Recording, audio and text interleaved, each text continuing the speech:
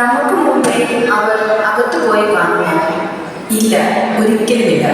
പ്രാർത്ഥനയും പരിത്യാഗവും ഉപവാസവും പ്രായശ്ചിത്തവും മൂലം നാം നേടിയെടുത്തതാണ് ഈ സുഖം. അതിനാൽ തന്നെ ഒരിക്കലും നമുക്ക് കൈവിട്ടു പോകില്ല ഈ അസ്ലഭ മുഹൂർത്തം. എങ്കിലും മറ്റ് 5 പേരെ കൂടി കാണുവാനുണ്ടല്ലോ. ഇനി അവർ വരാതിരിക്കുമോ? എന്തോ എനിക്ക് ആ ഭയം തോന്നുന്നു. ഒരിക്കലും ഭയക്കേണ്ടതില്ല പ്രിയരെ. നമുക്ക് തെറ്റുപറ്റിയിട്ടില്ല. നാം കൃത്യസമയത്ത് തന്നെയാണ് എത്തിച്ചേർന്നിരിക്കുന്നത്. ധൈര്യമായിരിക്കും. അങ്ങനെയെങ്കിൽ നമുക്ക് വിളക്കിലെ തീ താഴ്ത്തി വെച്ച് നമ്മുടെ പ്രിയനെ കാത്തിരിക്കാം. അല്ലെങ്കിൽ അവൻ വരുമ്പോൾ എണ്ണയില്ലാതെ നിരാശരായി നമുക്ക് മടങ്ങേണ്ടി വന്നാലോ? ഉറക്കം വരാതിരിക്കുവാനായി പ്രിയൻ വരും വരെ നമുക്ക് പാടി സ്തുതിച്ചുകൊണ്ടിരിക്കാം.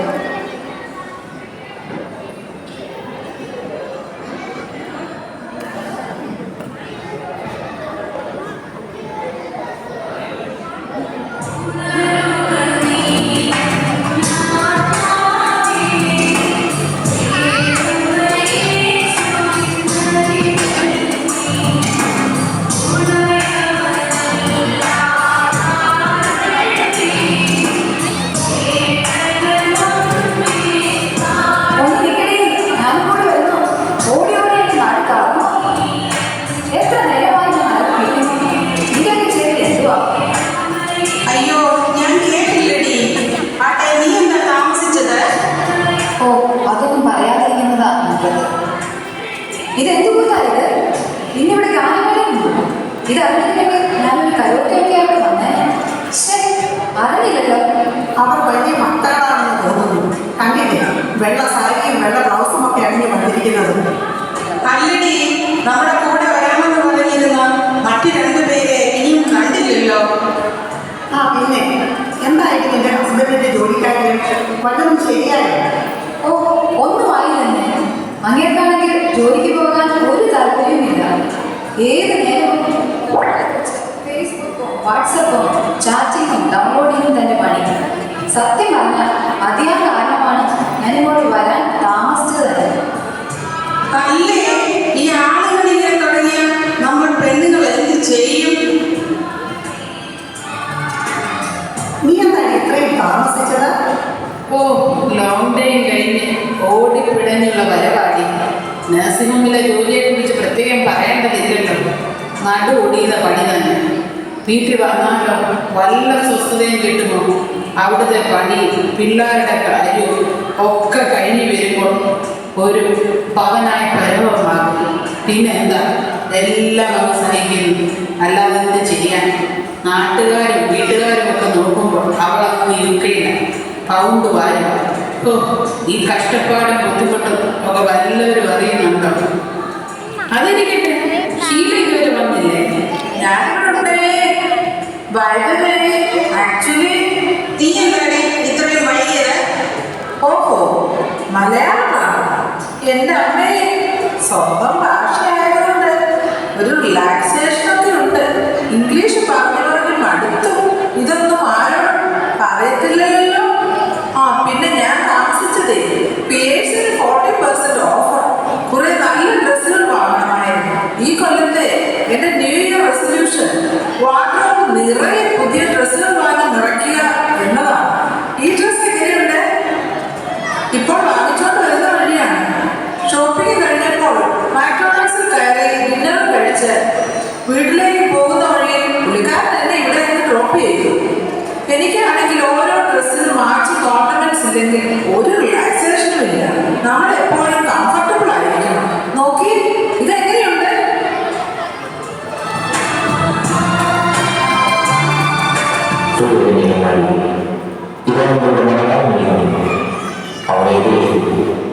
യജമാനൻ വന്നെന്ന് തോന്നുന്നു.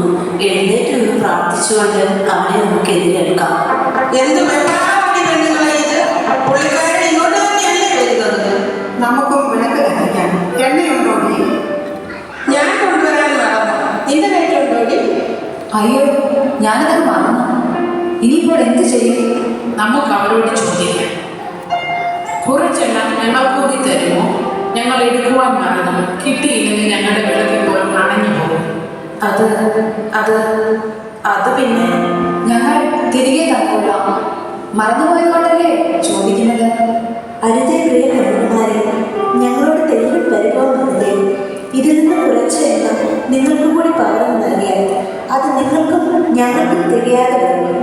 ആയതിനാൽ അടുത്തുള്ള ഏതെങ്കിലും കടയിൽ നിന്നും വാങ്ങുന്നതല്ലേ നല്ലത്. ചുരുക്കം പറഞ്ഞ നീ ഒന്നും ഞങ്ങൾക്ക് എണ്ണ തരില്ല. ഞാൻ അപ്പോഴും പറഞ്ഞതാ ഈ പ്രച്ഛന്ന ഭാഷക്കാരിയോട് ചോദിക്കാനേ പോകണ്ടെന്ന്. നിങ്ങൾ വരൂ, ഇവിടെ അടുത്ത് ടെസ്റ്റാ ഉള്ളപ്പോൾ നാം എന്തിനു പേടിക്കണം? വരൂ, നമുക്ക് ഒരുമിച്ച് പോകാം. വെള്ളം ഇറങ്ങിക്കോളൂ. ഓരോ കറുത്ത വിശ്വാസികളും കണ്ടാലോ എന്തൊരു ഭക്തിയും പോയോ കയ്യിൽ പാണേ.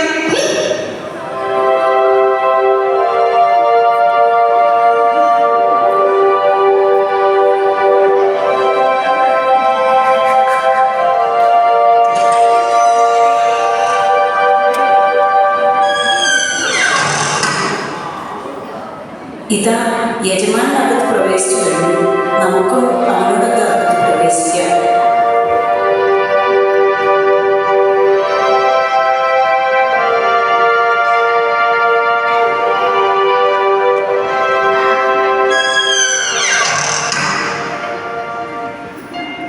അവളുമാരെന്തിയെ ഇവിടെ കാണുന്നില്ലല്ലോ. കുറച്ചെണ്ണ കടയിൽ കൂടി ഒഴിച്ചു കൊടുക്കാമായിരുന്നു. അല്ല പിന്നെ അവളുമാരകത്ത് കയറി കഥകടച്ചുവെന്ന് തോന്നുന്നു. അതോ ഇനി നമ്മളെ പേടിച്ച് മുങ്ങിയതാണോ? എന്റെ ബലമായ സംശയം യജമാനൻ വന്നുവെന്നാണ്. ഞാനൊന്ന് നോക്കട്ടെ. ഹലോ ഹലോ, ഞങ്ങൾ വന്നു. കഥക് തുറക്കൂ. ഞങ്ങൾ ഈ വാതിൽക്കൽ തന്നെയുണ്ട്. Hello hello. ആരാണ് നിങ്ങൾ? ഞാൻ നിങ്ങളെ അറിയുന്നില്ല. എന്നെ അറിയത്തില്ലെന്നോ? ലോക്കലിലും സെൻട്രലിലും പല കമ്മിറ്റികളിൽ നിരവധി തവണ പ്രവർത്തിക്കുകയും സ്മ്യൂളിൽ സ്ഥിരമായി പാടുകയും ചെയ്യാനുള്ള ശോശാമയെ നിങ്ങൾക്ക് അറിയത്തില്ലെന്നോ? നിങ്ങളെ ഞങ്ങൾക്കും അറിയില്ല. അതുകൊണ്ട് നമുക്ക് പരിചയപ്പെടാം. കഥ തുറക്കൂ. ഹലോ, കഥ തുറക്കാൻ. ഞാൻ പറഞ്ഞു കഴിഞ്ഞു. നിങ്ങൾ ആരെന്നും എവിടെ നിന്ന് വരുന്നുവെന്നോ ഞാൻ അറിയുന്നില്ല. നീ ഇങ്ങോട്ട് മാറക്കേടി. ഇല്ലാത്ത നേരം ഉണ്ടാക്കി ഇവിടെ വന്നപ്പോ തുറക്കില്ലെന്നോ? ഹലോ, തുറക്കുന്നോ ഇല്ലയോ? ഞങ്ങൾക്ക് വീട്ടിൽ പോയിട്ട് 100 വട്ടം പറയുള്ളതാ. Hello, are you going to open the door or not? ഞാൻ ആവർത്തിച്ചു കഴിഞ്ഞു. നിങ്ങളെ ഞാൻ അറിയില്ല. എനിക്ക് നിങ്ങളെ അറിയില്ല. എന്നെ അറിയില്ലെന്നോ? സോഷ്യൽ മീഡിയയിൽ ഇത്രയും പോപ്പുലർ ആയിട്ടുള്ള എന്നെ അറിയില്ലെന്നോ? സത്യമായി ഞാൻ നിങ്ങളോട് പറയുന്നു, ഞാൻ നിങ്ങളെ അറിയില്ല.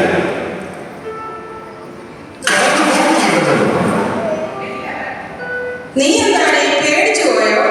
പിന്നെ ഇതിനേക്കാൾ വലിയ അലർജി ഒന്നും വീട്ടിൽ കേട്ടിട്ട് പേടിച്ചിട്ടില്ല. പിന്നെ ഇപ്പോ ഇനി എന്തിനാ നമ്മളിവിടെ നിൽക്കുന്നത്? വീട്ടിലെങ്ങാനും പോയാൽ ഒന്ന് കിടന്നുറങ്ങുകയെങ്കിലും ചെയ്യാം. നിൽക്കൂ. നിങ്ങൾ വിപത്തുകളിലെ ജീവിത സാഹചര്യങ്ങളിൽ നിന്നും ഓടിയറിയുക. ജാഗ്രതയായിരിക്കുക.